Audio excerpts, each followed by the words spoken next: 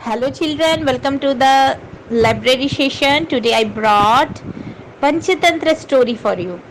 But before reveal the name of the story, I want to make you aware about Panchatantra. What is Panchatantra? Panchatantra stories are famous for its moral values. Every Panchatantra story has a moral in the end, which teach us or give us lesson about life, how to treat, how to behave in different situation of life. It teaches. And Panchatantra stories are written in very light-hearted way, so it is famous to everyone from kids to elderly people. It is believed that Panchatantra story is written by Vishnu Sharma in Sanskrit words and prose. Later, it published in many publication houses. Children, today I will tell you the story of Panchatantra. Name is the Brahman, the tiger, and the jackal. This tale from India is about a good hearted Brahman or holy man who helps a tiger out of a trap. The tiger then turns on him and threatens to eat him. The Brahman struggles to find anyone or anything that will agree that the tiger is wrong. Everyone he asks seems to think that ingratitude is the way of the world and he should accept his fate. Then along comes a jackal who appears to be very dim. Perhaps he came save the Brahmins from the tiger. The story collected in the Panchatantra in many years ago. The Brahmin, the tiger, and the jackal. Once upon a time, a tiger was caught in a trap. He tried in vain to get out through the bars and rolled and bit with rage and grief when he felt. By chance, a poor Brahman came by. Let me out of this cage, O holy man, O holy one, cried the tiger. Nay, my friend, replied the Brahman mildly. You would probably eat me if I did. Not at all, shot the tiger with many oaths. On the contrary, I should be forever grateful and serve you as a slave. Now, when the tiger sobbed and wept, the good Brahman's heart softened, and at the last he consented to opened the door of the cage.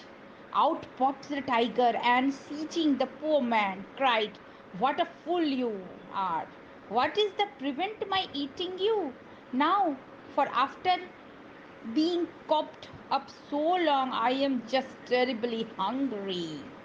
In vain the Brahman pleaded for his life. At last the tiger agreed that if the Brahman could ask three things to judge whether or not the tiger was treating him unfairly, if one of them would say that he should keep his life, then the tiger would not eat him but would let him go. So the Brahman first asked a people tree what it thought of the matter. But the people tree replied coldly, "What have you to complain about? Don't I give shade and shelter to everyone, one who passes by? And don't they return my kindness by treating down my branches to feed their cattle? Don't whimper, be a man." Then the Brahman said nothing. He was sad at heart, went further till he saw a buffalo turning. A buffalo turning a wheel, but he got no better result, for it answered, "You are a fool to accept gratitude. Look at me. When I gave milk to people fed me on cotton sheet and oil cake, but now I am dry, then tie me here and give me their rubbish for food." The Brahman, still more sad, asked the road to give him its opinion. Road said, "My dear sir, how foolish you are to expect anything else? Here am I useful to everybody, yet all rich and poor, great and small, trample on me as they go past. At this, the Brahman turned back sorrowfully, and on the way he met a jackal, who called out, "Why, what's the matter, Mr. Brahman? You look as miserable as a fish out of water." The Brahman told him all that had happened. "How very confusing," said the jackal when the recital was ended. "Would you mind telling me over again, for everything has got so mixed up?" The Brahman told it all over again, but the jackal shook his head in a distracted sort of way and still could not understand. "It is very odd," said he sadly, "but it all seems to go in at one ear and out at the other. I will go to the place where it all happened, and then perhaps I shall be able to give a judgment." So they returned to the cage by which the tiger was waiting for the Brahmin and sharpening his teeth and claws. "You have been away a long time," growled the savage beast. "But now let us begin our dinner." "Our dinner?" thought the repulsed Brahmin as his knees knocked together with fright. "What a remarkably delicate way of putting it!" Brahmin said. "Give me 5 minutes, my lord," he pleaded, "in order that I may explain matter to the jackal here, who is somewhat slow in his wits." The tiger consented, and Brahmin began the whole story over again, not missing a single detail and spinning as long a yarn as possible. "Oh, my poor brain! Oh, my poor brain!" cried the jackal, bringing its paws. "Let me see, how did it all begin? You were in the cage, and the tiger came walking by." "Oh," interrupted the tiger, "what a fool you are! I was in the cage." "Of course," cried the jackal, pretending to tremble with fright. "Yes, I was in the jackal. No, I was not, dear. Dear, where are my wits? Let me see. The tiger was in the Brahman, and the cage came walking by."